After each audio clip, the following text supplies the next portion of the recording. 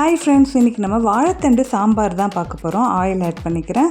கடுகு அரை ஸ்பூன், காய்ந்த மிளகாய் 1, சீரகம் 1/4 ஸ்பூன், வெந்தயம் அரை ஸ்பூன், 20 பல் பூண்டு, ஒரு வெங்காயம் சேர்த்துட்டு நல்லா வதக்கி விட்டுடலாம்.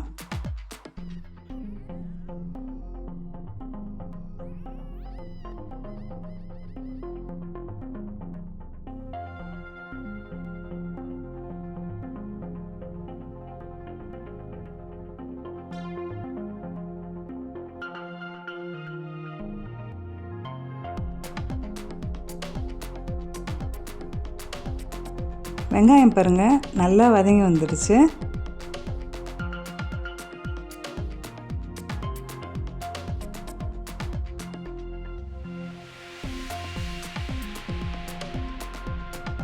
அடுத்து நம்ம தக்காளி 1 குட்டி குட்டியாக கட் பண்ணி ஆட் பண்ணிக்கலாம்.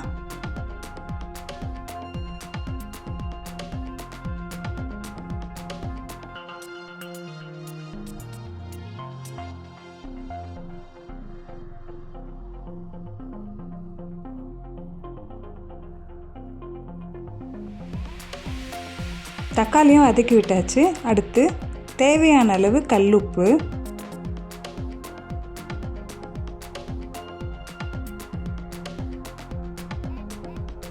மஞ்சள் தூள் அரை ஸ்பூன்,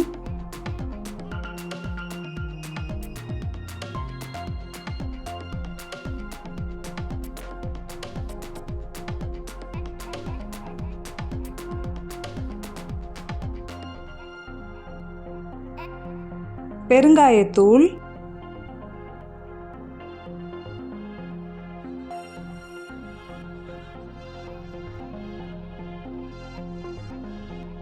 இன்னும் கொஞ்சம் பூண்டு ஆட் பண்ணிக்கிறேன். சாம்பாரில் இந்த பூண்டோடு எடுத்து சாப்பிட சூப்பராக இருக்கும். பூண்டு ஆட் பண்ணிட்டு கலந்து விட்டுடலாம்.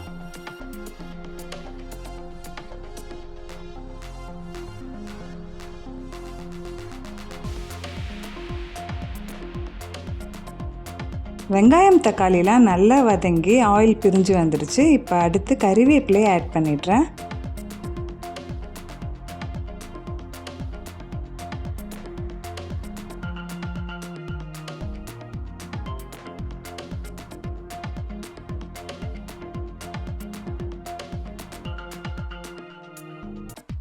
வாழைத்தண்டை நல்லா மெலிசாக ரவுண்டாக கட் பண்ணி ஆட் பண்ணிக்கிறேன்.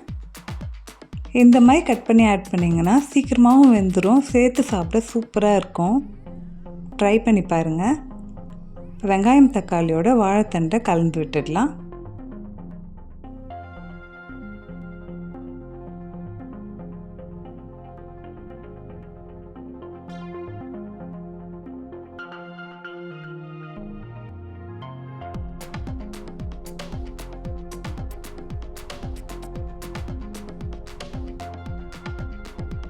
ஐம்பது கிராம் துவரம்பருப்பை வாட்டரில் ஆட் பண்ணிவிட்டு வேக வச்சுருக்கேன். 3 கப் வாட்டரில் வேக வச்சேன்.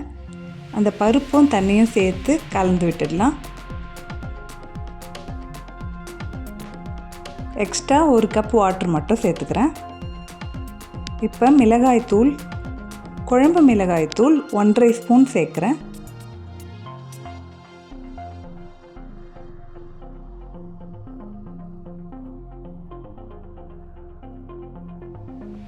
இதே மெத்தடில் ட்ரை பண்ணுங்கள், சாம்பார் சூப்பராக வரும்.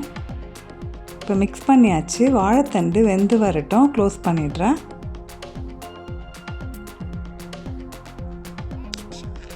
பாருங்கள், வாழைத்தண்டுலாம் நல்லா வெந்து வந்திருக்கு.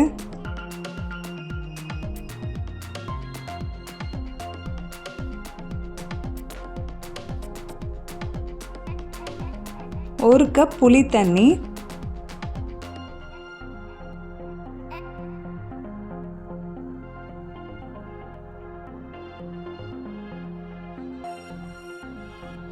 புளி தண்ணி சேர்த்துட்டு மிக்ஸ் பண்ணிடலாம். ஒரு கொதி வந்துடுச்சுன்னா நம்ம வாழைத்தண்டு சாம்பார் ரெடி ஆகிடும். கண்டிப்பாக வீட்டில் ட்ரை பண்ணிட்டு எப்படி இருக்குன்னு கமெண்ட்டில் சொல்லுங்கள்.